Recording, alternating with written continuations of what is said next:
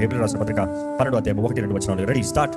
ఇంత గొప్ప సాక్షి సమూహము మేఘం వలె మనల్ని ఆవరించి ఉన్నందున మనము కూడా ప్రతి భారమును సులువుగా చిక్కులబెట్టు పాపమును విడిచిపెట్టి విశ్వాసమునకు కర్తయ్యు దాన్ని కొనసాగించు వాడైన యేసు వైపు చూచుచు మన ఎదుట ఉంచబడిన పందెంలో ఓపికతో పరిగెత్తుదుము. ఆయన తన ఎదుట ఉంచబడిన ఆనందము కొరకై అవమానమును నిర్లక్ష్యపెట్టి సిలువను సహించి దేవుని సింహాసనం యొక్క కుడి పార్శ్వన ఆసీనుడై ఉన్నాడు.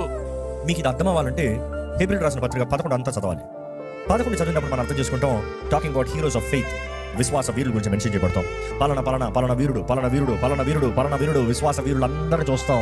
అందరు విశ్వాస వీరుల సంగతి అయిన తర్వాత దేర్ఫోర్ ఆ స్టేట్మెంట్ చూస్తే, కాబట్టి దేన్ని బట్టి ఆ విశ్వాస వీరులు అలాగ బ్రతికారు కాబట్టి మనము కూడా అంత గొప్ప సాక్ష్య సమూహముతో, it's a cloud of witnesses అంట, అంత గొప్ప సాక్ష్య సమూహములతో మనము మన పైన ఉన్న భారము, సులువుగా చిక్కులు పెట్టే పాపము, మనల్ని డైవర్ట్ మన జీవితంలో మన దేవుని చిత్తాన్ని నెరవేర్చడం, మనల్ని అడ్డంకించేది, మనం తిరిగి లాగేది, మనల్ని అణిచివేసే సమస్తాన్ని ఏం చేయాలంట?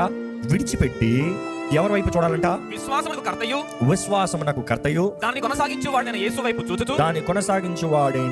వైపు చూచుచు. ఎవరంటే ఆయన విశ్వాసమునకు కర్త. He's the beginning, he's the reason you have faith in God. ఈ రోజు నువ్వు యేసునందు విశ్వాసం ఉంచావంటే యేసు ద్వారా తండ్రి ఎడల కూడా విశ్వాసం ఉంచుతున్నావు. యేసు మీద విశ్వాసం ఉంచావంటే యేసును బట్టి పరిశుద్ధాత్మ మీద కూడా విశ్వాసం ఉంచుతున్నావు. కానీ నీ విశ్వాసం యేసు ద్వారంగా, ద బిగినింగ్, పరిశుద్ధాత్ముడు నాకు బలం ఇస్తాడన్న విశ్వాసం నీకు ఉందంటే ఆ పరిశుద్ధాత్ముడు నీకు సహాయం ఇచ్చినట్లుగా నీకు కృపను చూపించింది ఎవరు? యేసు ప్రభు. నువ్వు దేవుడు బిడ్డగా పిలబడుతూ, తండ్రి ఇదిగో అయ్యా నీ కృపా సింహాసనం నేను ధైర్యంగా వస్తున్నాను అన్నప్పుడు చెప్పగలుగుతున్నావంటే ఆ కృపనిచ్చింది ఎవరు? యేసు బట్టి. విశ్వాసము నాకు కర్తయు, దాని తర్వాత దానిని కొనసాగించువాడు.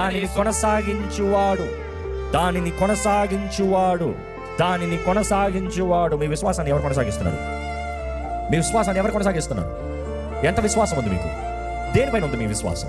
మీ విశ్వాసం కేవలం తాత్కాలికమా? పూట విశ్వాసమా? రోజు విశ్వాసమా? చాలా మందికి 1 గంట విశ్వాసం అంట.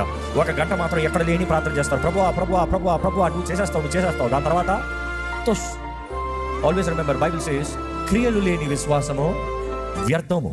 అందుకనే హెబ్రీయులు 11 చదివినప్పుడు అర్థం చేసుకోవచ్చు, వారు విశ్వాసాన్ని బట్టి క్రియల రూపంగా వారు విశ్వాసాన్ని కనబరిచారు.